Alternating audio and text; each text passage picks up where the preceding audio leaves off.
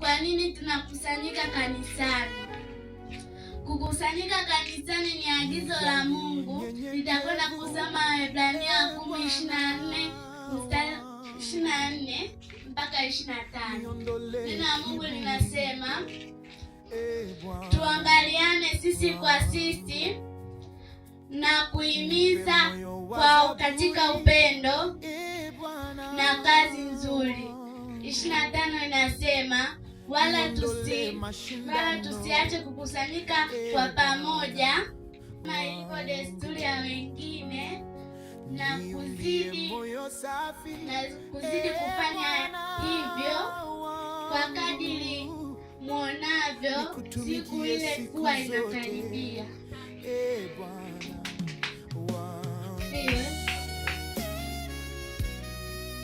Faida ya kukusanyika kanisani: kuongezeka nguvu za rohoni. Mtaenda kusoma kitabu cha Luka sura ya 2 mstari wa 40 hadi 49.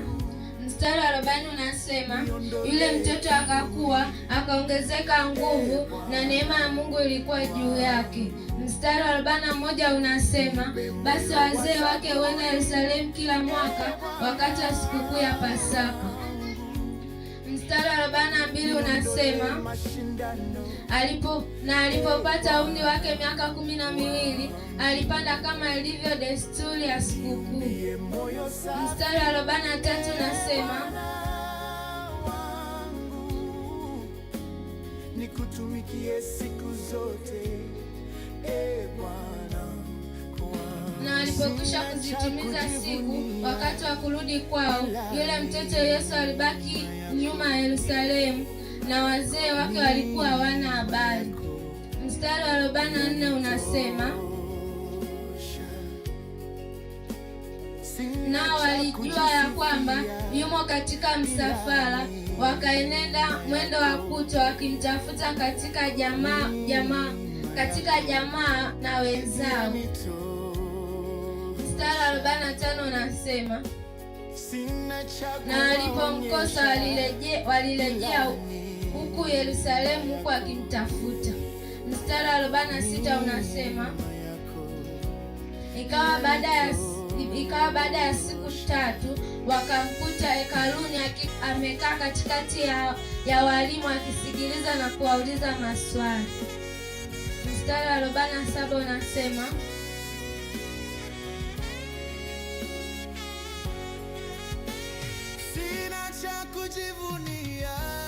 na waliomsikiliza walistaajabu kwa fahamu zake na majibu yake. Mstari wa 48 unasema, sina cha kujisifia ila neema yako. Mstari wa 48 unasema, mama yake akamwambia, mwanangu, kwa nini umetutendea hivi? Tazama, mimi na baba yako tumekutafuta kwa huzuni. Mstari wa 49 unasema,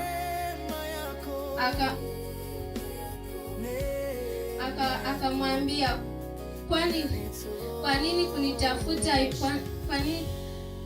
nini kunitafuta? Imenipasa niwe katika nyumba ya baba yangu.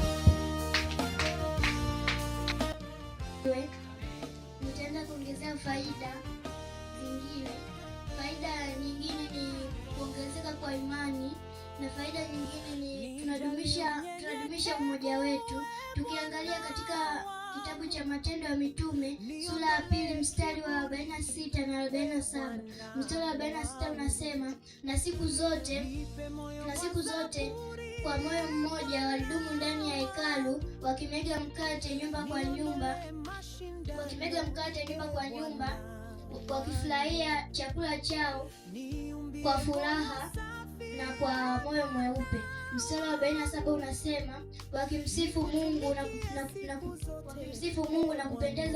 na kuwapendeza watu wote. Mungu alizidishia kanisa kila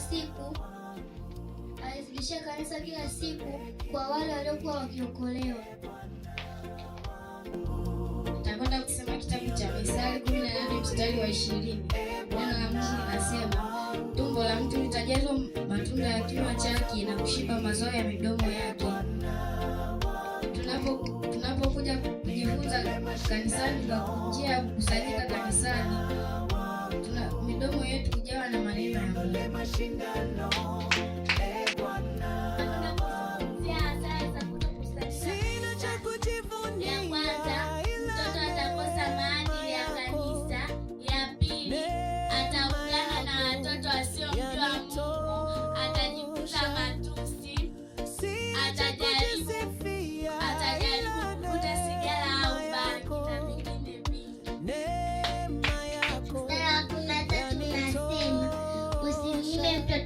Mapigo, maana ukimpiga kwa fimbo atakufa. Sura 14 unasema utampiga na fimbo na kuokoa nafsi yake na kuzimu.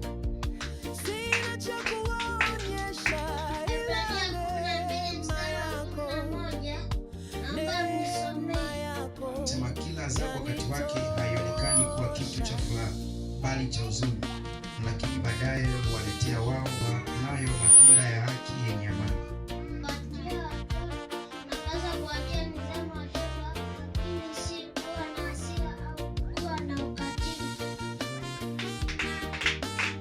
Waefeso 6 mstari wa 4 nao nasema, nanyi wakina baba msiwachokoze watoto wenu, bali mwaleeni katika adabu na maonyo ya Bwana.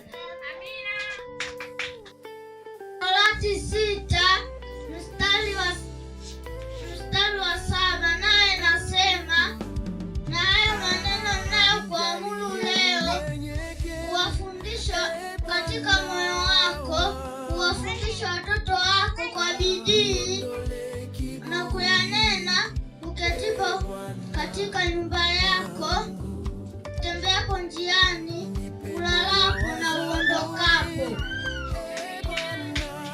Wasalimu kwa jina la Yesu. Leo tunajifunza mstari 22:6 nao unasema, mle mtoto katika njia mpasayo.